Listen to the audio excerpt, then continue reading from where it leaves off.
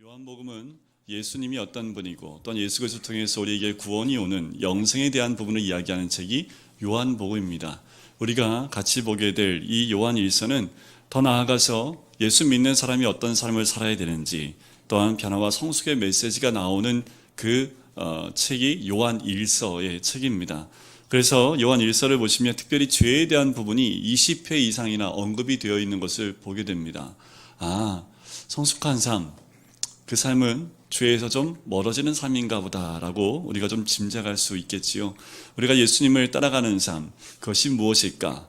예수를 믿는 삶이 무엇일까? 제가 이전에 그 말씀을 드렸습니다. 우리 주님과 사귐을 갖는 것, 그것이 믿음이다 라고 제가 말씀을 드렸지요. 어때 2주간 우리 주님과 긴밀한 교제와 사귐이 있으셨습니까? 어떤 사귐이 있었는지 오늘 공동체 모임 때 꼭 나눠보셨으면 좋겠습니다. 예수님이 제자를 떠날 때 이런 말씀을 꼭 남기셨어요. 너희를 고아처럼 버려두지 않겠다. 내가 너희에게 다시 오겠다 라고 말씀을 했습니다. 그렇습니다. 우리 주님과 육체적인 어떤 그 관계 가운데서는 끊어졌지만 성령이 오심을 통해서 다시 우리 주님이 우리와 함께 하심을 우리는 경험하게 되지요. 우리와 함께 하시고 우리와 친밀한 교제, 또한 사귐을 가지시고 우리를 인도하시는 분이 우리 주님인 줄 믿습니다. 매일의 삶 가운데 그분의 인도를 받는 삶이 신앙생활이고 믿음의 삶일 줄 믿습니다. 바로 우리 주님의 주시는 진정한 축복과 또한 진정한 능력이 주님과의 사귐, 또한 주님과 함께함을 통해서 우리 삶 가운데 드러나게 되는 것이지요. 20세기에 들어서 두 종교가 굉장히 큰 부흥을 경험하게 됩니다. 그 두 종교가 뭐냐면 기독교와 이슬람교입니다. 이들은 참 묘한 관계에 있는데요. 이런 관계에 있습니다. 기독교의 발흥지라고 할 수 있는 유럽이 있는데 더 이상 이 유럽이 기독교 국가라고 할 수가 없을 정도입니다. 대표적으로 영국은 이제 기독교 국가라고 할 수가 없을 만큼 이슬람 교도가 많이 늘어서 어쩌면 이 영국을 이슬람 국가라고 불러야 할 정도로 그렇게 많은 변화가 있습니다. 왜 이렇게 됐을까요? 여러 가지 이야기가 있지만 특별히 기독교의 생명력을 상실했기 때문이다 라고 이야기를 합니다. 그런데 참 묘하게도요, 거꾸로 이슬람 국가 안에서 기독교가 부흥하고 있다는 거 아십니까? 선교의 소식을 들어보면 이 이슬람 국가 안에 예수를 믿는 사람이 점점 늘어가고 있다고 합니다.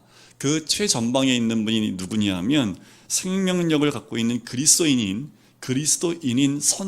우리 선교사들과 전도자들이 그들과 함께 신앙생활하면서 주님의 살아계심을 나타내 보이고 있다는 거지요. 그래서 전 세계적으로 이슬람 국가 안에서 하나님 믿는 백성들, 예수님을 믿는 이 이슬람 교도들이 많이 늘어나고 있다고 합니다. 우리가 이 땅을 변화시키려면 교회 다니는 것으로만은 하나님 나라를 확장시킬 수가 없습니다. 하나님 나라에 도움이 되는 것은 지식적인 주님과의 만남이 아니라 주님과의 진정한 교제와 사귐이 있을 때 하나님 나라가 우리 삶 가운데 임할 수 있고 또한 우리 하나님 나라에 도움이 될 수 있는 그 모습을 지닐 수 있습니다. 사도 요한은 이 말을 하려고 요한일서를 쓴 거지요. 요한일서 1장 1절부터 4절 말씀에 보면 예수님을 이렇게 얘기합니다. 생명의 말씀이다 라고 말씀을 하고 있지요. 우리 예수님과 사귄다는 것은 곧 어떻게 한다는 것입니까? 말씀을 통해서 교제한다 라고 보시면 됩니다. 그 말씀에 생명이 있기에 말씀이 내 안에 들어온다 라는 말은 바로 예수 그리스도의 그 생명이 내 안에 들어온다 라는 말로 다 바꾸어 말할 수 있습니다. 사도 요한은 더 나아가서 빛 가운데 사는 삶을 통해서 우리 예수님과 사귀는 삶에 대해서 이야기하고 있습니다. 예수님과 사귀는 삶을 무엇으로 표현하냐 하면 빛 가운데 사는 삶, 바로 7절에 그 말씀을 하고 있어요. 그가 빛 가운데 계신 것 같이 우리도 빛 가운데 행하면 우리가 어떻게 해요? 서로 사귐이 있다라고 이야기를 합니다. 우리가 예수님을 믿되 살아계신 주님과 친밀하게 교제하려면 반드시 어디에 살아야 됩니까? 빛 가운데 살아야 된다라고 이야기를 합니다. 한번 질문 드려볼까요? 그럼 빛 가운데 사는 삶은 어떻게 사는 삶일까요? 도대체 어떻게 사는 것이 빛 가운데 행하는 삶일까라는 거지요. 여러분들 각자의 마음 가운데 답이 있을 것 같습니다. 그런데 어떤 분은 이렇게 대답을 한대요. 빛 가운데 사는 것은 죄를 짓지 않는 삶이다 라고 대답을 했다고 합니다. 일리 있는 말씀이에요. 근데 7절 후반부에 보면 이렇게 나오지요. 그 아들 예수의 피가 우리를 모든 죄에서 깨끗하게 하실 것이요. 그렇다면 죄를 짓지 않는 삶이라고 하면 7절 후반부의 말씀과 좀 맞지가 않지요. 그러면 빛 가운데 살라는 그 말은 죄를 안 짓고 살라는 말이 아니라는 겁니다. 빛 가운데 산다는 것은 이런 겁니다. 내가 가지고 있는 허물과 죄악을 드러내는 것. 그것이 빛 가운데 거하는 삶이지요. 바로 빛 가운데 나가면 뭐가 없어집니까? 어두움이 없어지지요. 우리가 빛 가운데 산다는 것은 내 안에 어두움을 드러내는 것을 의미합니다. 내가 어둡다는 것을 언제 알 수 있어요? 내가 지금 여기가 어둡다는 것을 어떻게 알 수 있어요? 빛이 이 안에 들어오면 이것이 어두웠다라는 것을 알 수 있는 거지요. 그와 마찬가지로 빛 가운데 있다라는 것은 내 어둠을 발견하고 어둠을 드러내는 삶, 그것이 바로 빛 가운데 사는 삶이다 라고 말씀을 드릴 수 있습니다. 빛 가운데 있다고 해서 죄가 사라지는 건 아닙니다. 더 중요한 것은 잘못 있는 그대로, 문제가 있는 그대로 내 삶을 드러낼 뿐이라는 거지요. 어둠 속에 사는 사람과 빛 가운데 사는 사람의 차이점이 있대요. 그 차이점이 뭐냐 하면 자신의 허물을 드러내느냐 숨기느냐에 있습니다. 자신의 문제를 드러내 보이느냐 아니면 숨기는 삶으로 가느냐, 그것이 어둠 속에 있는 사람인지 빛 가운데 있는 사람인지를 알 수 있는 방법이라고 합니다. 우리 예수님과 친밀하게 동행하려면 반드시 우리는 우리 자신을 드러내 보여야 됩니다. 자신의 마음과 삶을 그대로 드러내 보이며 살아야 한다는 거지요. 그 결단이 오늘 본문 말씀에서 사도 요한이 우리에게 주는 메시지이기도 합니다. 8절을 보면 이렇게 나옵니다. 우리가 죄가 없다고 말하면 자기를 속이는 것이고 진리가 우리 속에 없다라고 얘기를 하지요. 그리고 9절에 보면 죄를 자백하면 이라고 표현을 하고 있어요. 거꾸로 말하면 이런 거지요. 바로 죄를 자백하는 삶, 그것이 빛 가운데 사는 것이다 라고 말할 수 있는 겁니다. 우리가 죄를 자백하면 하나님은 신실하고 의로우셔서 우리의 모든 죄를 어떻게 하신다고요? 깨끗하게 해주신다 라고 말씀을 합니다. 그래서 5절 말씀에 보면 우리 예수님이 하나님을 뭐라고 표현을 합니까? 하나님은 빛이시라. 바로 우리 하나님은 빛이신 줄 믿습니다. 하나님과 사귐이 있다고 하면 우리는 어디 가운데 있어야 됩니까? 빛 가운데 있어야 됩니다. 빛 가운데 나아가면 뭐가 드러나는 삶을 살아야 돼요? 죄가 드러나는 삶을 살아야 됩니다. 목사님, 전 죄가 없는데요. 네, 아무도 안 계시지요? 네, 저도 죄 있으니까. 죄 없는 사람이 어디 있겠습니까? 빛 가운데 살면 늘 뭐만 바라볼 수밖에 없습니까? 내가 죄인입니다 라는 고백을 할 수밖에 없는 거지요. 특별히 사도 바울을 보시면 그가 죽기 직전에 썼던 디모데 전후서에 보면 자기 자신을 이렇게 고백합니다. 나는 죄인 중에 괴순이라 라고 고백을 하는 거지요. 사도 바울은 죽는 그 순간까지 자기의 정체성을 뭐라고 고백을 합니까? 나는 죄인입니다 라고 고백을 합니다. 주변에 예수님을 제대로 믿는 분이 있다면 아마도 이 사도 바울처럼 나는 죄인입니다 라고 고백하는 사람이 아닐까요? 사도 바울을 바라보면서 빛 가운데 거하지 않았다라고 말할 사람이 단 한 명도 없지요. 사도 바울은 그의 삶 전체가 빛 가운데, 처음 시작부터 무엇이 비쳤습니까? 다메섹 도상에서 빛이 강하게 비쳤던 것처럼 그 삶 자체가 강한 빛 가운데 거하는 삶을 살았던 사람이 사도 바울이지요. 그러다 보니까 로마서 7장에도 보면 오라 나는 공고한 사람이로다. 이 상황에 보면서 누가 나를 건져낼 수 있을까 하면서 자기 죄 때문에 떼굴떼굴 굴렀던 사람이 바로 사도 바울이라는 사람입니다. 그런데요, 예수 믿는 사람들 가운데 속을 모르겠는 사람도 있어요. 도대체 저 사람은 속이 뭔지 모르겠어. 교회는 나오긴 나오는데 도대체 누군지 모르겠다라는 거지요. 자, 우리의 삶 가운데 자신을 빛 가운데 드러내지 않는 삶, 내가 어떤 사람인지 드러내지 못하는 삶, 이런 사람이 어쩌면 어둠 속에 있는 것이 아닐까. 자신에 있는 것을 드러내 보이지 못하고 있는 삶. 아마도 누가복음 18장에 나오는 바리새인이지 않을까라는 생각이 들어요. 누가복음 18장에 보면 바리새인과 세리의 기도가 나옵니다. 거기에 바리새인이요, 기도하다가 일어나서 이렇게 기도합니다. 하나님이여, 나는 다른 사람들 곧 토색, 불의, 가늠하는 자들과 같지 아니하고 이 세리와도 같지 아니함을 감사나이다. 나는 일해에 2번씩 금식하고 또 소득의 11조를 드리나이다. 이렇게 기도를 합니다. 그런데 옆에서 세리는요, 바리새인이 속삭이면서 이 세리와도 같지 않다라는 그 말을 들으면서 고개도 못 들어요. 그러면서 이렇게 기도합니다. 하나님이여 불쌍히 여겨서 나는 죄인이로소이다 라고 기도를 합니다. 누가 의인입니까? 근데 세상적 기준이라고 딱 단서를 드릴게요. 세상적인 기준을 보면 바리새인과 세리 중에 누가 의인입니까? 바리새인이 의인이잖아요. 그죠? 세리는 죄인이라고 우리가 봅니다. 하지만 예수님은 뭐라고 평가를 하시냐 하면 세리가 바리새인보다 의롭다라고 말씀하는 거죠. 허걱. 그러면 이게 도대체 어디에 기준을 둬야 되냐라는 거지요. 도대체 하나님은 무슨 기준으로 이런 판단을 하시는 걸까라는 거지요. 이 바리새인의 모습을 보십시오. 토색도 한 거 없고 불이나 가늠한 것도 없고 늘 금식도 하고 11조도 드리고 예배드리는 삶을 살았습니다. 그의 삶을 주님께 올려드립니다. 겉으로 보면 하나님 말씀대로 잘 살아가는 그의 모습이 그의 기도의 모습에 등장을 하지요. 세리는 어떻습니까? 남의 돈을 갈취하는 사람이었지요. 그런데 당시에 거지도 세리가 주는 돈을 받지 않았대요. 그만큼 세리는 죄인 취급을 받았던 사람입니다. 그런데 어째서 세리가 더 의롭다고 하실까라는 거지요.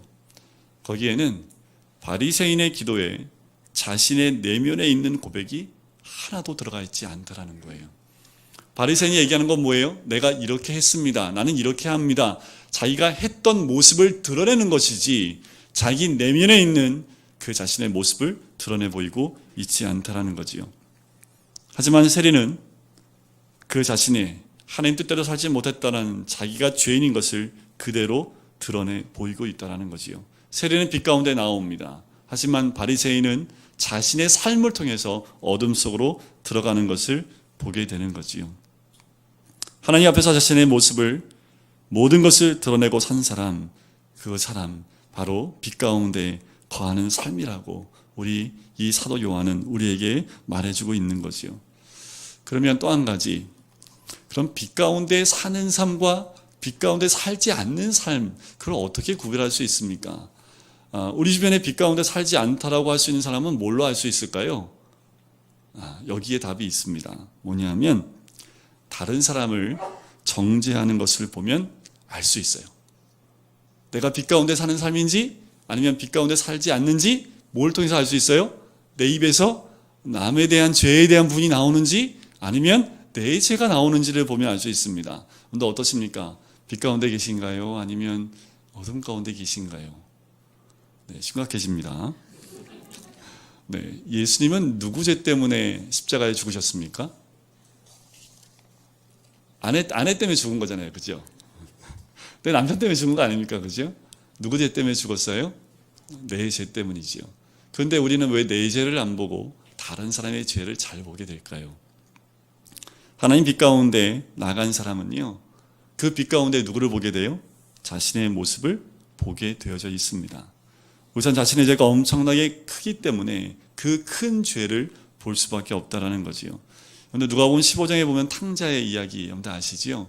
탕자가 어땠습니까? 아버지의 재산의 일부를 받아다가 외국에 나가서 다 탕진해버리고 다 없애버렸습니다.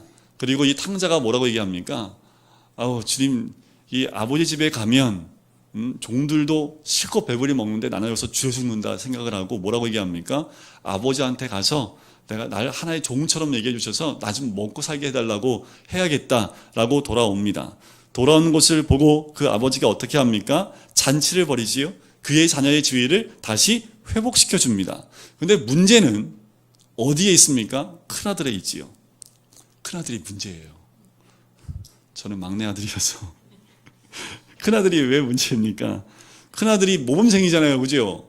아버지를 모시고 살았잖아요. 늘 아버지 옆에서 아버지를 돕고 있었던 그 큰아들인데 큰아들이 아버지가 탕자를 그렇게 행하는 모습을 보고 이렇게 마음으로 화를 냅니다. 아버지한테.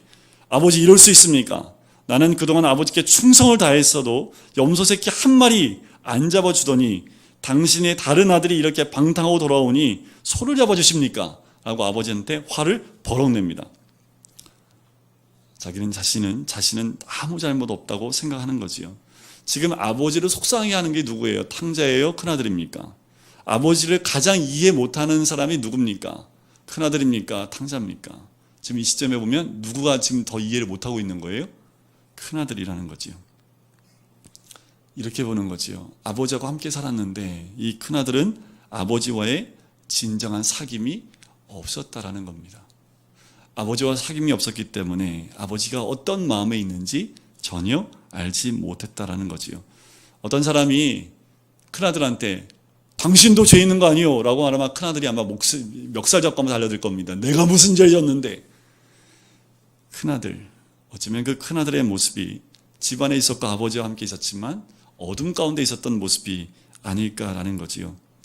하나님은 우리가 얼마나 많은 죄를 졌냐, 죄를 적게 졌느냐 여기에 관심이 있는 게 아니라요, 얼마나 솔직하게 우리의 죄를 고백하고 있느냐에 관심을 가지고 계십니다. 하나님 우리에게 다른 것을 요구하는 게 아니에요. 죄에 대한 고백입니다. 빛 가운데 거하면서 우리의 죄를 고백하는 것, 그것을 우리 주님이 원하고 계신다라는 거지요. 1부 때에도 제가 질문 하나 드렸는데 우리 이현우 장로님이 정확하게 답을 해주셨어요. 우리 한국 사람이 가장 이렇게 지키는 게 있죠. 특히 남자들. 이거 딱 요거 지키려고 살아요. 뭐 지키려고 삽니까? 자존심 나왔습니다. 남자분들이 조심해야 돼. 자존심 생기면 안 돼요. 우리 한국 사람들이 유교 문화에 많이 접촉이 돼 있었기 때문에 무슨 치레한다고 그래요? 체면 치레한다고 그러지요. 체면 치레 때문에 우리 한국 사람들이 보통 많이 숨겨놔요. 뒤에 숨기고 체면 치레하는 것으로 모든 걸 다 끝내려고 하는 거지요. 그래서 어렸을 때 우리 한국 사람들이 많이 했던 놀이가 뭡니까? 꼭꼭 숨어라 머리카락 보인다. 이거 안 해보셨어요? 저 어렸을 때 많이 해봤는데 애들도 무슨 놀이예요? 꼭꼭 숨어라 머리카락 보인다 라는 이 노래를 부를 만큼이라는 거지요. 여러분들 어떠십니까? 신앙생활에는 체면 치레가 없습니다. 신앙생활 하는데 꼭꼭 숨어라 머리카락 보인다 없다라는 거지요. 다 잡혀야지요. 순례한테 머리카락 다 보이는데 너 나와. 다 잡혀야 되는 게 신앙생활입니다. 그런데 교회 나오면서도 어떻게 해요? 이렇게 꼭꼭 숨어있는 교우들이 있다는 거지요. 그러면 어떻게 될까요? 공동체 안에서도 사귐을 갖기가 참 어렵습니다. 공동체 안에서도 우리들 서로의 관계 가운데 숨어있는 부분이 있기 때문에 참 만나기도 나누기도 어렵게 된다는 거지요. 정말 하나님과의 친밀한 교제를 원한다면 어쩌면 우리의 모든 삶을 다 공개하는 결단이 필요하지 않을까요? 더 이상 부끄럽다고 숨기고 감춘다고 해서 되는 상황이 아니라는 겁니다. 여러분들 교회 올 때 거울 몇 번 보셨습니까? 목사님 저는 거울 한 번도 안 봤는데요. 한 명도 안 계시지요? 남자분들도 거울 보고 오시잖아요. 그만큼 우리는 어디에 관심이 많아요? 거울 보면서 속만 확 이러고 여기 분노 있고 여기 이제 있고 여기 짜증 있는데 이러면서 다 이게 속마음을 보는 거울이 있다면 거울아 내 속마음 좀 보여줄래? 이런 얼마나 좋을까요? 그죠? 그런데 우리는 거울을 보면서 뭐를 더 중심을 두고 있어요? 교회 나올 때 우리 겉모습이라는 거지요. 근데 우리 주님은 뭐에 더 관심이 많으세요? 여기요. 이 안에 있는 화내는 대로, 짜증나는 대로, 슬픈 대로, 원망하는 그대로 그냥 온다라는 거지요. 다음 주부터 교회 거울 보시면서 기도하세요. 하나님 내 겉모습처럼 내 안에 이 짜증을 주님께 내어놓습니다. 하나님 내 겉모습처럼 내 안에 있는 이 죄를 내놓습니다. 라고 우리의 속마음을 깨끗하게 정돈하고 주님께 나와야 되는데 우리는 그러지 못할 때가 더 많다라는 거지요. 내 자신을 드러낼 때 얼마나 그것이 기쁜 일인지 1장 4절 말씀에 보면 이렇게 사도 요한이 얘기하죠. 우리가 이것을 쓰면 우리의 기쁨이 충만하게 하려 함이라는 거지요. 자, 이런 부분을 빛 가운데 사는 삶에 대해서 죄에 대해서 이야기하는 건 뭐예요? 기쁨을 얻기 위해서라는 거지요. 바로 내 마음에 있는 것, 내 속에 있는 것, 그것을 다 드러낼 때에 그것이 얼마나 기쁠까, 얼마나 기쁜지 사도 요한은 그 기쁨에 대해서 이야기합니다. 왜 그럴까요? 우리가 모든 죄를 다 내어놓으면 그리스도의 보혈로 그 모든 것이 어떻게 됩니까? 깨끗하게 씻겨지기 때문에 그렇죠. 근데 어떤 분은 또 이렇게 얘기할 수 있어요. 계속 똑같은 죄 반복해서 지는데 언제까지 회개합니까? 오늘도 또 죄 짓고 내일도 또 죄 짓고 언제까지 이 죄를 회개해야 됩니까? 그러면 이제 그런 분들한테 이렇게 물어보는 거죠. 왜 세수하십니까? 어차피 오늘 지나고 나면 또 들어오질 텐데 내일 못 들어 세수를 하세요. 어차피 들어오질 거 그냥 그럼 살면 되지. 그거 마찬가지라는 거지요. 우리가 그렇게 한 달만 안 씻으면 우리 주변에 누가 올까요? 안 올까요? 실험해 보실래요? 우리 영혼도 똑같습니다. 우리의 죄를 매일 씻지 않으면 그렇게 한 달만 가면요, 내 영에서 냄새가 나기 때문에 점점 내 주변에 사람들이 오지 않게 된다라는 거지요. 우리가 빛 가운데로 나가면 하나님께서 우리 스스로의 힘으로는 도무지 이길 수 없는 죄를 이기게 해주시겠다라고 말씀을 합니다. 그냥 단순히 우리 뭐 하면 돼요? 회개하고 고백하면 됩니다. 그건 또 이렇게 말씀하신 분 계세요. 에이, 그냥 회개만 하면 돼요? 네, 오늘은 제가 회개만 하면 됩니다 라고 말씀을 드립니다. 그냥 고백만 하시면 돼요. 왜 제가 이 말씀을 드리냐면 아담과 하와를 보니까 그렇더라고요. 아담과 하와가 선악을 알게 하는 나무 열매를 먹고 난 다음에 어떻게 합니까? 숨었지요. 그때 예수님이 꼭 숨어라, 머리카락 보인다 이렇게 안 하셨잖아요. 그죠? 뭐라고 하십니까? 아담아 내가 어디 있느냐. 제가 말씀을 드렸지만 우리 주님이 몰라서 물어요? 아니지요. 어디 있는지 압니다. 근데 왜 찾고 계실까요? 뭐 하길 원해서요? 주께 나와서 어떻게 하기를 원해서요? 하나님, 제가 선악과를 따먹었습니다. 제가 죄를 지었습니다. 용서해 주세요. 이 말을 듣고 싶은 것이 우리 주님의 말씀, 하나님의 마음 아닙니까? 아담아 내가 어디 있느냐. 그랬더니 아담이 회개하지 않고 성경에 뭐라고 나옵니까? 하나님이 나를 위해 주신 그 여자가 저 여자 때문에 그래요. 어떻게 합니까? 하나님께 모든 걸 걸고 넘어지는 거죠. 하나님이 내게 주신 그 여자 때문에 그런 거 아닙니까? 참 이게 무서운 건데. 그래서 여자한테 물어요. 하와한테 너는 왜 먹었냐? 그랬더니 뱀이 먹으라고 그랬는데요. 그렇게 얘기를 합니다. 한 명도 하나님 제가 잘못했습니다 라고 고백을 하지 않는다라는 것이요.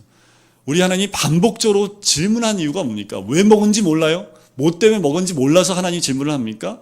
반복적으로 이렇게 질문하는 이유는 돌이킬 수 있는 기회를 주는 거죠. 근데 부부싸움 하실 때 제일 하기 어려운 고백이 뭡니까? 내가 잘못했어. 이 말 하기가 참 얼마나 어려운지. 네, 잘못했어도 이렇게 얘기하죠. 그래, 나도 잘못한 건 있지만 이렇게 하고 뒤에 사슬이 붙잖아요. 그죠? 이게 웃으신 분들은 경험이 다 있으신 분들이에요. 그죠? 네, 그만큼 내가 잘못했다라고 고백하는 게 참 어렵습니다. 우리는 늘 전 잘못한 게 없는데요 라고 우리는 말할 때가 더 많다라는 거지요. 일본을 보면 참 잘못했다라고 말하는 것이 어려운 나라가 아닌가라는 생각이 듭니다. 더불어 우리나라도 별반 다르지 않는 것 같아요.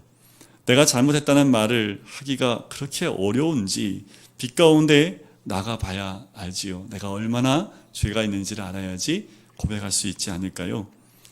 어느 대학 교수의 부인이 목사님을 찾아와서 상담을 했대요. 그래서 이 사모님이 이렇게 얘기했답니다. 우리는 회개할 자유도 없습니다 라고 이렇게 상담을 했대요. 알고 봤더니 그 남편, 교수였던 그 남편이 박사학위가 있는데 이게 가짜였던 거예요. 근데 그게 찔린 거죠. 근데 이 교수가 굉장히 높은 직책에 올라가 있는 교수가 된 거죠. 더 찔리는 거예요. 아, 저 박사학위 가짜인데 돈 주고 산 건데. 그런데 이 사모님이 끝까지 뭐라고 얘기하냐면 회개하고 싶은데 회개할 자유가 없다라고 얘기를 해요. 그리고 끝까지 회개하지 못합니다. 커밍아웃이라고 얘기를 하잖아요. 못합니다. 근데 정확히 3년 후에 이 모든 것이 다 드러나게 돼요. 그리고 그의 그 박사학위가 가짜라는 것이 드러나게 됩니다. 어떻게 됐을까요? 이 두 분의 삶은 완전히 끝나버리게 됩니다. 3년 전에 회개하고 커밍아웃 했다면 살아갈 길이 열렸을 텐데 우리 주님이 분명히 그 마음 가운데 빛으로 나올 수 있게끔 빛을 비춰주셨는데 거부했다라는 거지요. 우리 성령님은 그렇게 우리에게 빛으로 다가오십니다. 그리고 우리에게 찔림을 주셔요. 그때 우리는 그것을 놓치시면 안 되는 거지요. 우리 주님이 이렇게 질문할 수 있어요. 기도했냐? 말씀 보았는가? 정말 사랑하고 있는가? 용서는 했는가? 온전히 11조 생활을 하고 있는지, 받은 은혜가 그렇게 많은데 감사하고 있는지, 우리 주님이 우리 마음에 이런 질문을 줬을 때 여러분들 어떠십니까? 우리 마음에 찔림이 된다면 하나님 앞에 정직하게 우리의 모습을 드러내 보여야 된다는 거지요.